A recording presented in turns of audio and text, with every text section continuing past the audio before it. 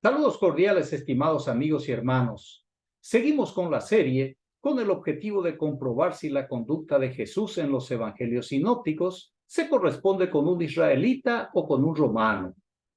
El estudio, como siempre, es presentado con una exégesis neutra e independiente, fuera de toda confesión religiosa y libre de cualquier dogma. Antes de avanzar, debo mencionar tres hechos históricos que sirven de base a la serie. Primero, que los israelitas desde el siglo I hasta nuestros días rechazaron categóricamente a Jesús como su Mesías. Las razones son muy convincentes. Una, porque Jesús nunca fue nombrado rey de Israel, ni por las autoridades locales, ni por el Imperio Romano. Otra, porque Jesús fue un Mesías fracasado al no liberar a su pueblo del yugo romano. Y una tercera razón es que Jesús atacaba e infringía la ley mosaica y condenaba el accionar del régimen religioso, una actitud recurrente en los evangelios sinópticos. Segundo, que Jesús no escribió nada sobre sí mismo, y quienes lo hicieron en la Biblia cristiana o Nuevo Testamento usaron su nombre para dar vida a un personaje puramente literario, con el fin de generar una narrativa de acuerdo con la ideología de sus mandantes. Y tercero, que el cristianismo fue declarado religión oficial del imperio, y en la Biblia cristiana o Nuevo Testamento se culpa a los israelitas de haber cometido deicidio, el delito de haber asesinado al Hijo de Dios. Además, se demuestra a través de alegorías y profecías fraudadas que la destrucción del templo y de Jerusalén fue un castigo divino, un juicio ejecutado por el Dios Yahvé en contra de su propio pueblo. Mediante tales argumentos teológicos, el Imperio Romano se lavó las manos, porque al presentarse como un instrumento de la ira divina, se declaró inocente de todos sus actos. Muy bien, dicho esto, pasemos al desarrollo del estudio bajo el título Jesús y el día de descanso semanal. El texto eje sobre el cual gira el estudio está en el libro de Éxodo, en el capítulo 20, versículos 8 y 11 respectivamente. Voy a leer en la versión de la Biblia Jerusalén Latinoamericana, edición 2007. Dice allí: recuerda el día del sábado para santificarlo, pues en 6 días hizo Yahvé el cielo y la tierra, el mar y todo cuanto contienen, y el séptimo descansó. Por eso bendijo Yahvé el día del sábado y lo santificó. La semana de 7 días, septimana en latín, 7 mañanas en español, es de origen babilónico. Desde por lo menos el año 1600 antes de la era común, en Babilonia se asociaba los días de la semana y los planetas con los dioses. Por ejemplo, Venus era asociada a Istar, la diosa del amor, Marte al dios de la guerra y del submundo llamado Nergal, Júpiter a Marduk, el dios supremo de Babilonia, etc. Los sacerdotes judaítas cautivos en Babilonia absorbieron esos conocimientos y aplicaron a la cultura de Israel y Judea.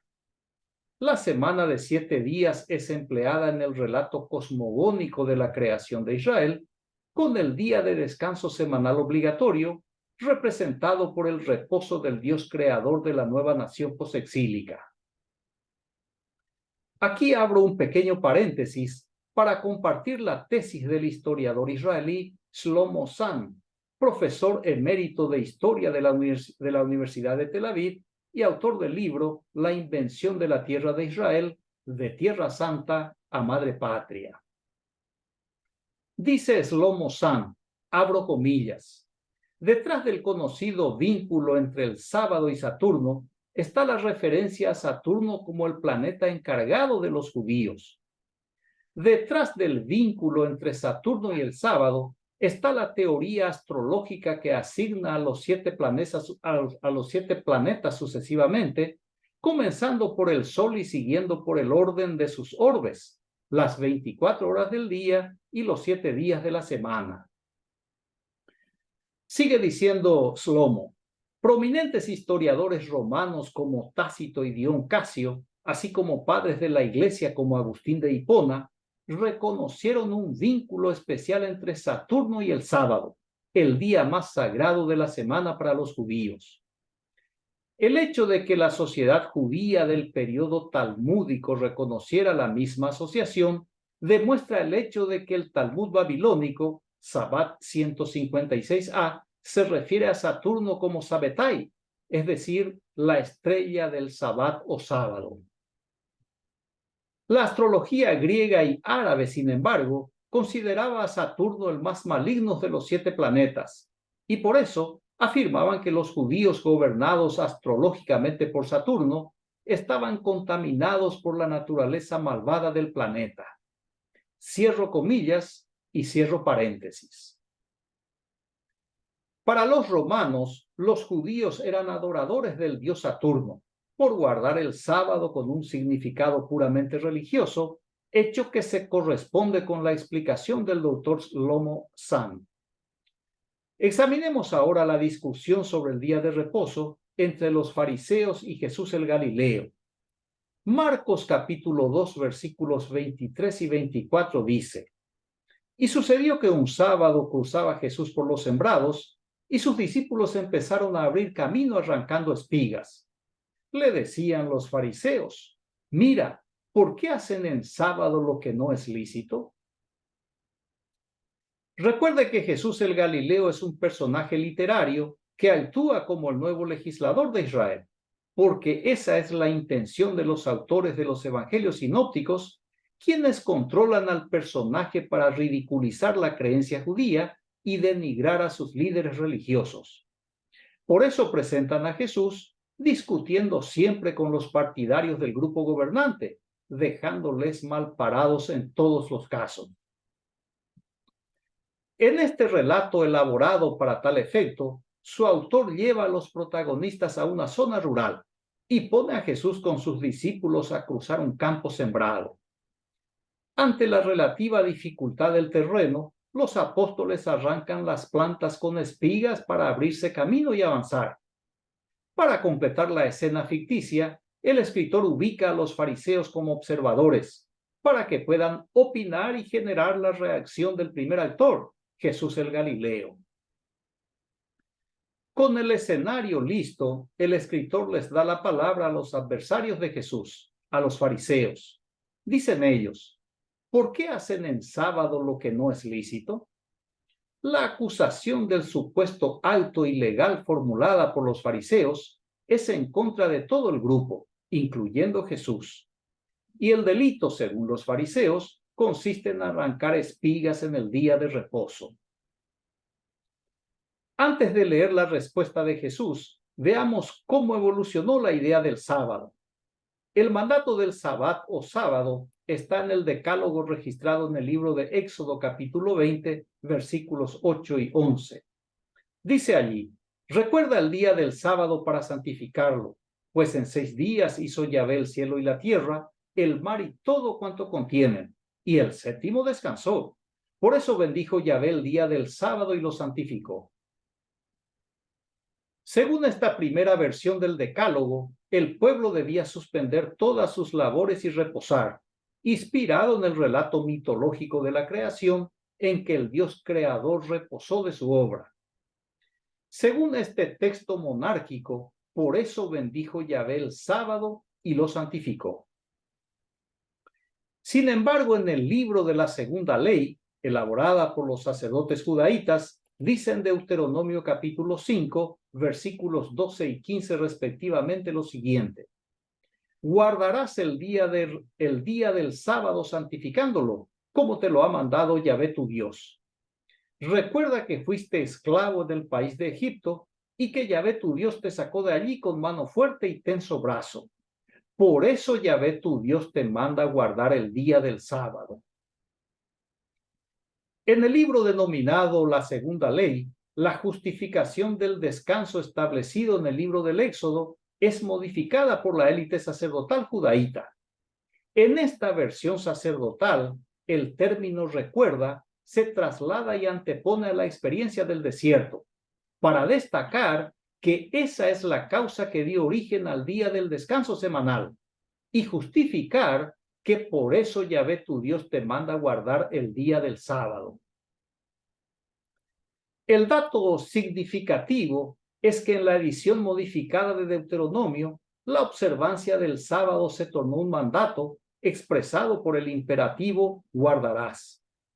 Sin embargo, la versión del Éxodo carece de obligatoriedad, porque al decir recuerda para santificarlo, apela a la memoria del ciudadano a recordar ese día para santificarlo, es decir, recordar que ese día fue instituido para descansar.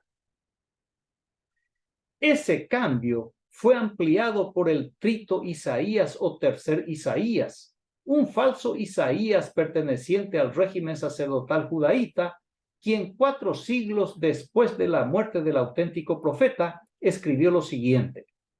Isaías 58 del 13 al 14 dice: Si apartas del sábado tu pie de hacer tu negocio en el día santo y llamas al sábado delicia, al día santo de Yahvé honorable, y lo honras evitando tus viajes, no buscando tu interés ni tratando asuntos, entonces te deleitarás en Yahvé y yo te haré cabalgar sobre los altosanos de la tierra. Te alimentaré con la heredad de Jacob tu padre, porque la boca de Yahvé ha hablado. En este texto vemos que la élite sacerdotal judaíta alteró el propósito inicial del descanso y lo adecuó a sus intereses.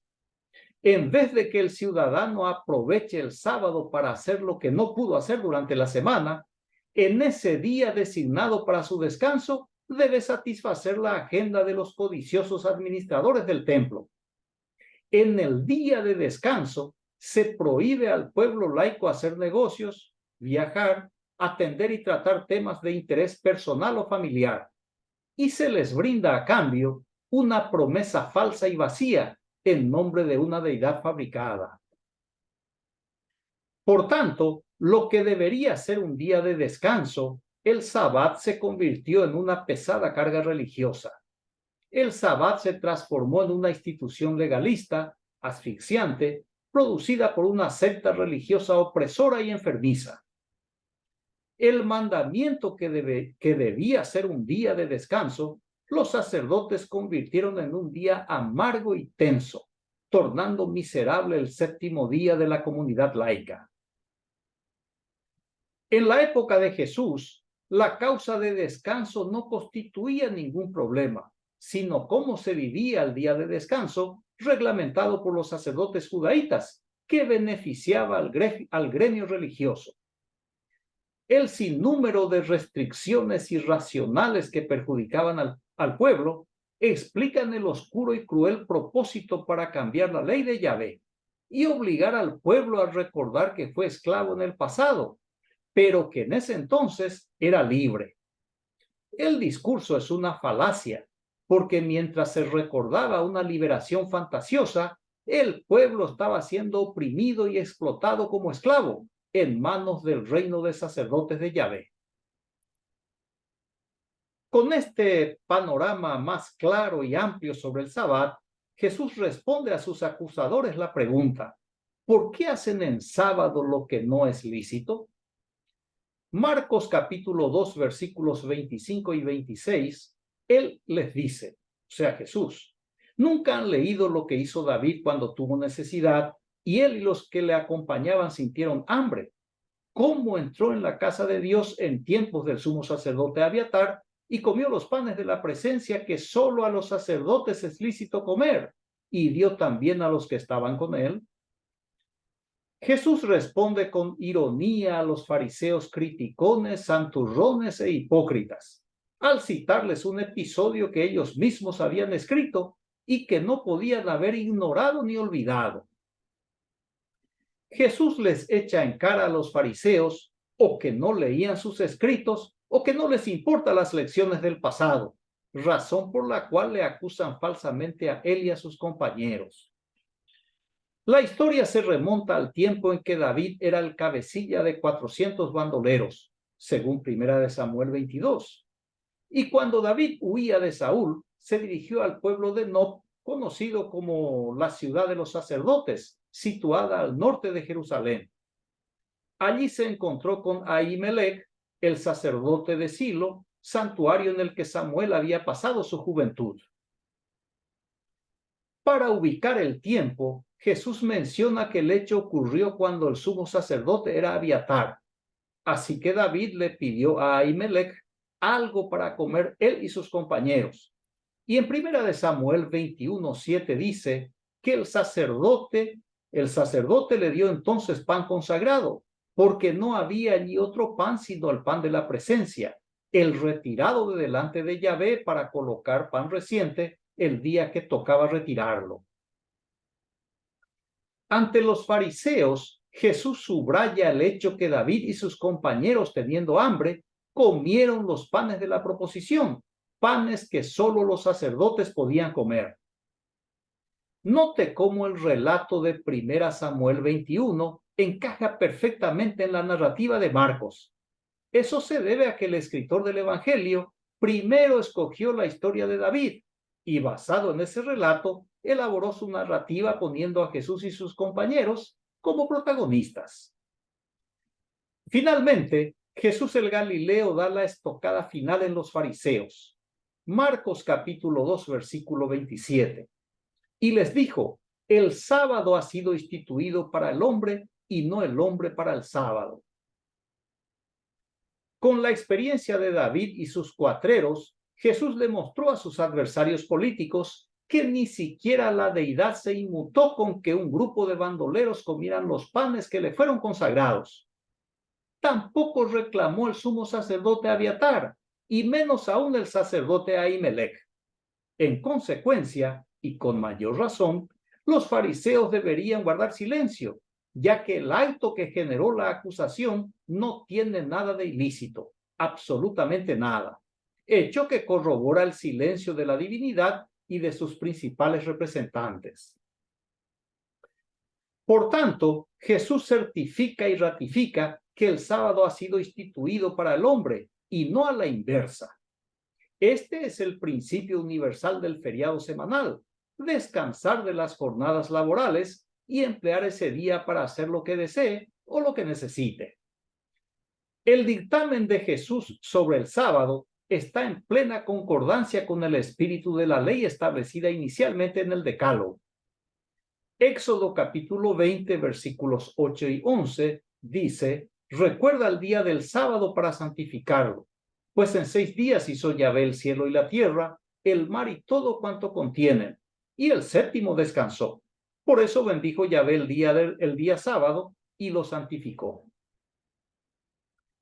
En el Evangelio atribuido a Mateo, el Evangelio atribuido a Mateo, mejor dicho, proporciona otra prueba que apoya la postura de Jesús.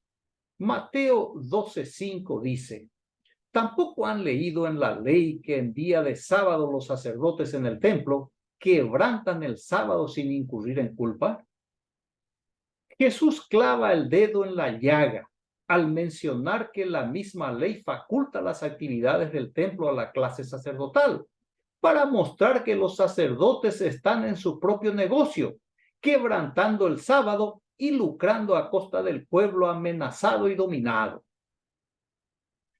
Jesús desnuda la hipocresía de los fariseos de acusar a otros del delito que ellos mismos cometen semana tras semana a los ojos de todo el pueblo. Debieran ser consecuentes con su discurso religioso y permitir al pueblo laico atender sus cosas, considerando que es una población sacrificada que depende de su trabajo para su sustento y el de su familia. Mateo capítulo 12, versículos 6 y 7, allí dice: pues yo les digo que hay aquí algo mayor que el templo. Si hubieran comprendido lo que significa misericordia quiero, que no sacrificio, no condenarían a los que no tienen culpa. Jesús les dice que hay algo mayor que el templo, y es el pueblo, la gente que trabaja todo el santo día para que la élite sacerdotal viva la buena vida. Sabiendo que los sacerdotes eran sostenidos financieramente por el pueblo, debieran ser misericordiosos con la gente. Muy bien, Jesús se opone a la segunda ley del Sabbat y a las tradiciones farisaicas en lo pertinente, porque fueron amañadas para beneficiar a la clase dominante en perjuicio del pueblo laico, la clase dominada.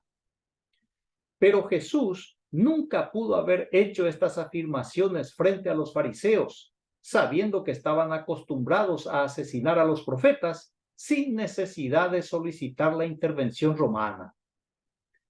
Pero como es una narrativa generada después de la victoria romana en el año 70, tenemos a un Jesús literario que se comporta como un ciudadano romano. Porque si Jesús fuera verdaderamente israelita o judaíta, intentaría ser un líder aglutinante, con un discurso orientado a la inclusión y cohesión, con el fin de hacer frente al imperio romano. Contrariamente, en los evangelios sinópticos Jesús actúa como un hombre polémico, que crea confusión y división, una conducta que se corresponde más con un romano que con un israelita o judaíta. Pasemos ahora a otra discusión entre los fariseos y Jesús el Galileo sobre el mismo tema, pero por otra causa. Mateo capítulo 12, versículos 9 y 10. Dice allí que se fue de allí y entró en su sinagoga. Había allí un hombre que tenía una mano seca y le preguntaron si era lícito curar en sábado para poder acusarlo. El escritor prepara su equipo para que el goleador perfore la red del arco de los fariseos. La cancha es la sinagoga de Nazaret, donde Jesús va a jugar de local. El que mueve la pelota es el equipo visitante, adversario de Jesús. Un jugador malintencionado busca una infracción para acusar a Galileo ante el árbitro, que si era lícito curar en sábado.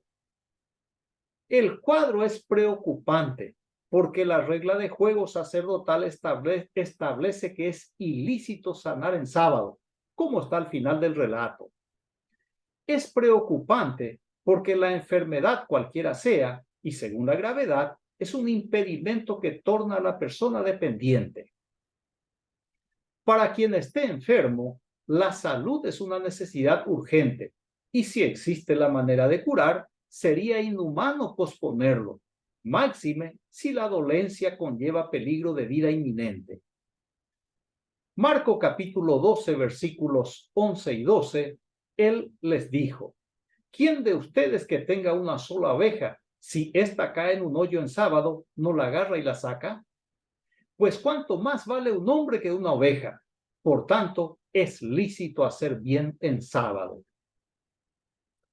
La ilustración que hace Jesús es irrebatible y avergüenza a los doctores de la ley, porque cuando se trata de un animal en peligro, sin dudar se procede de inmediato a rescatarlo, sin importar qué día es, si es sábado o no, porque es una inversión, es un patrimonio, es un activo. Si así se procede con el animal, sin que exista una ley que obligue a hacerlo, ¿por qué no se procede de igual manera con la necesidad de salud del ser humano? Jesús enfatiza ante los fariseos codiciosos que el hombre vale mucho más que un animal, y por ese valor inestimable del hombre, dictamina: es lícito hacer el bien en sábado. Mateo capítulo 12, versículos 13 y 14 dice: entonces dice al hombre, extiende tu mano. Él la extendió y quedó restablecida, sana como la otra. Pero los fariseos, en cuanto salieron, se confabularon contra él para eliminarlo.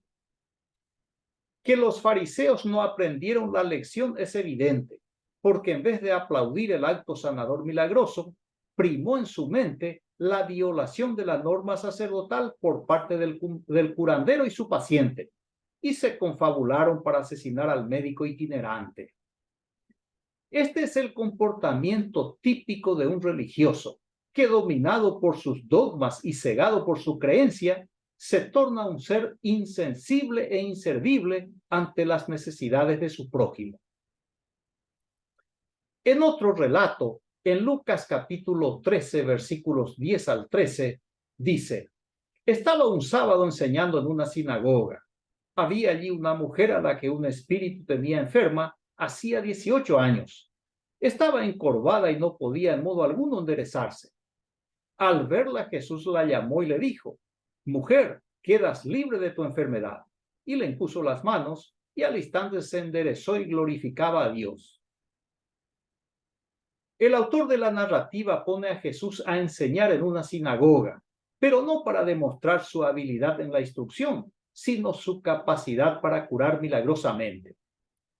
Lucas capítulo 13, versículo 14 dice: pero el jefe de la sinagoga, indignado de que Jesús hubiera hecho una curación en sábado, decía a la gente: hay 6 días en que se puede trabajar, vengan pues esos días a curarse, y no en día de sábado.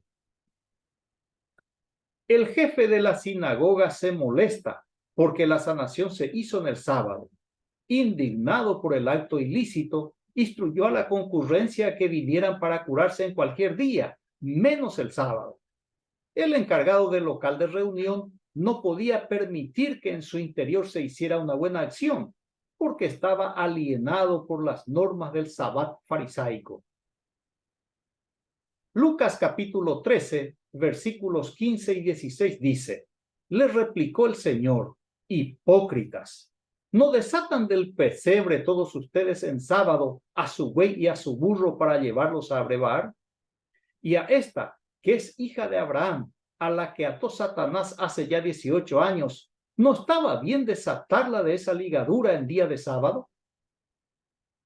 Esta vez el indignado fue Jesús.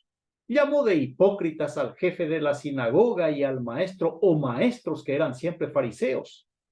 Después Jesús contrasta el cuidado del animal de carga con el descuido de una mujer que durante 18 años padecía de una dolencia similar a la cifosis, una enfermedad que afecta la espalda, ya que es una deformación que genera una curvatura muy acentuada, produciendo una especie de joroba. En pocas palabras, Jesús les recuerda que sin pensar en la ley, un sábado ellos desatan su animal de carga para llevarle a beber. Sin embargo, se escandalizan porque en pleno sábado, una hija de Abraham fue liberada de su padecimiento. Por este comportamiento incoherente e inhumano, Jesús tacha de hipócritas a los fariseos. Lucas capítulo 13, versículo 17 dice: y cuando decía estas cosas, sus adversarios quedaban confundidos, mientras que toda la gente se alegraba con las maravillas que hacía. El autor de esta narrativa está ridiculizando de nuevo a los fariseos, un hecho bastante común en los evangelios sinópticos. En este caso, la supuesta confusión de los fariseos es un retrato de la incapacidad de razonar que los caracteriza.